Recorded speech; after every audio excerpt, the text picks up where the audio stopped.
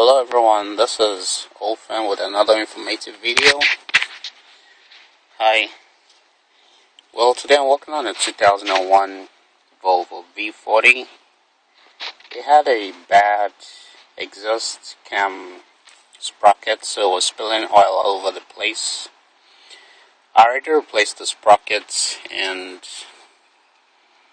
I cleaned the whole area with water. So right now I'm replacing the timing belt because this particular belt has been soaked with engine oil and I don't want the belt snapping on me. So I just want to give you a few tips and tricks on how to get the job done very easily. So first thing you got to do is remove the passenger front wheel and then secure the car on jack stands. Very important. You don't want the car falling down. Then once the wheel is off, you can take off the two 13mm bolts here. Then move the splash shield downwards. Then using a jack, that's what I use. Put a block of wood so that you don't damage the oil pan.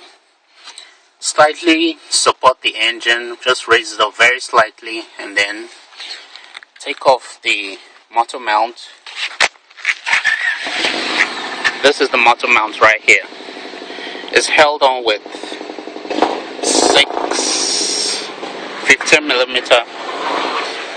5 of them are 15mm bolts.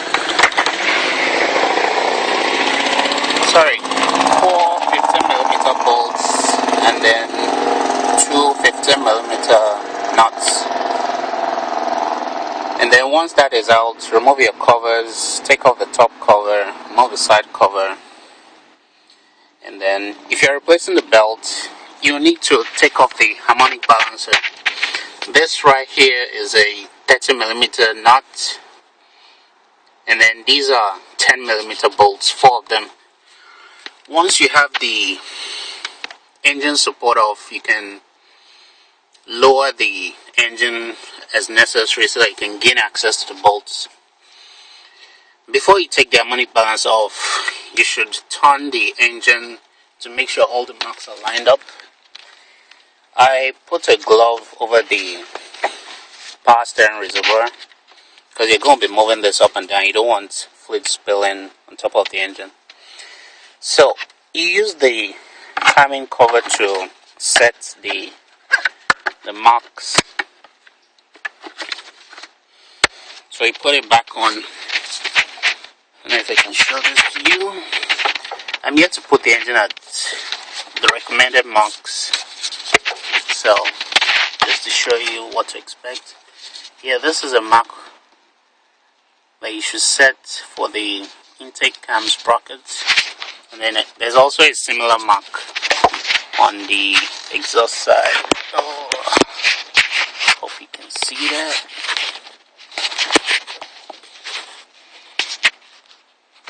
There's also a similar mark on the exhaust side, just like this one. And then down on the crank, I'll show that to you. The easiest way to get the harmonic balancer pulley off is to use an impact. That way, everything just goes like a breeze. So I'll be using my Ingersoll Rand rechargeable. I've had this for quite a while and it's been super. So obviously if you're going to be replacing the belt, you need to take off the serpentine belt. Before you do that, take note of how the belt is routed. And then to set the engine to the marks, you turn clockwise using a 30mm deep socket like what I have on the ground. And turn the engine clockwise, not counterclockwise. So here I'm going to be showing you the marks. That's the mark on the intake cam. Has to line up with the cover when positioned properly. And then for the exhaust, a similar mark should also be there. Yeah, just like that of the intake. And then on the exhaust sprocket, you have 2 marks. I'm not sure I can show you. It's pretty tight in there. You have two marks on the sprockets and then a mark on the engine block. Make sure the mark on the engine block is between those two marks on the sprocket. If you're not going to be replacing the water pump, then you don't have to take this huge bracket off. I'll just be replacing the belt, the idler pulley, and the tensioner. So after making sure all your marks are lined up, loosen the manual tensioner by loosening that 12mm bolt, and then once it's loose, you slide the belt off. If the belt doesn't come off easily, you move the tab. There's a tab on top. By the time you loosen the bolt, the tab is going to move all the way to the left. You move the tab to the right by hand and slide the belt off. Then the belt comes off.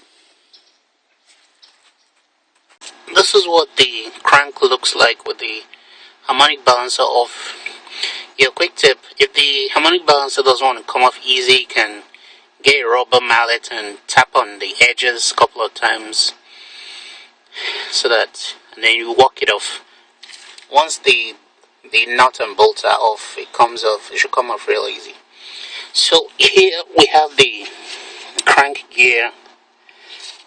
If you look up here, there's a notch on the crank. It should line up with the Mac at the back of the block and on the block.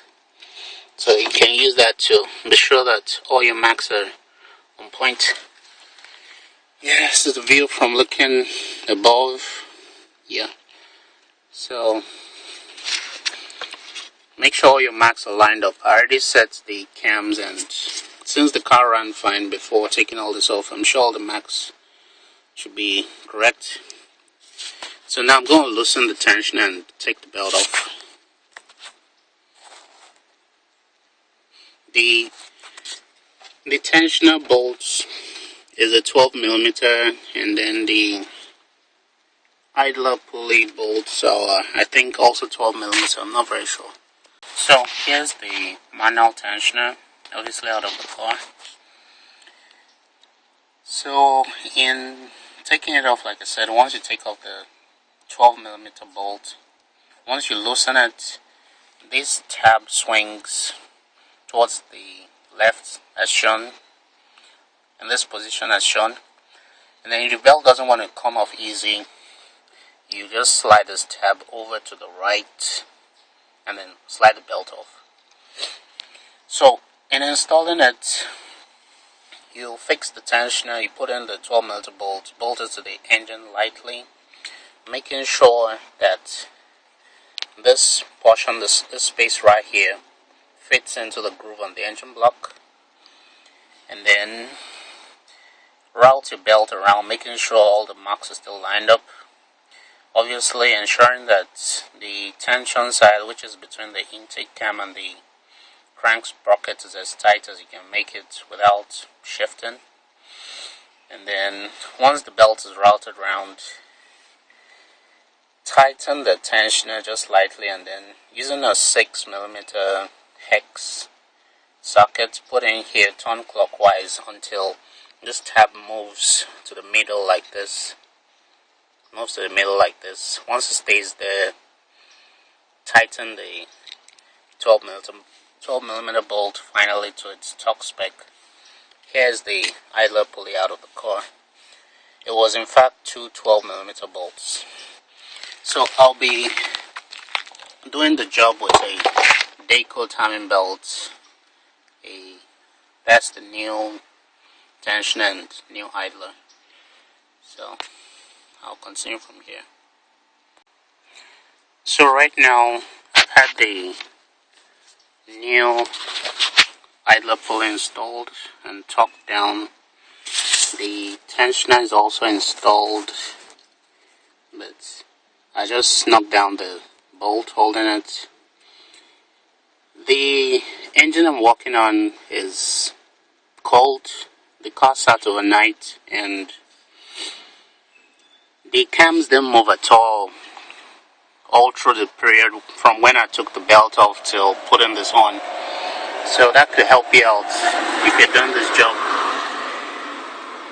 on your own and not at the shop, the cams don't move at all.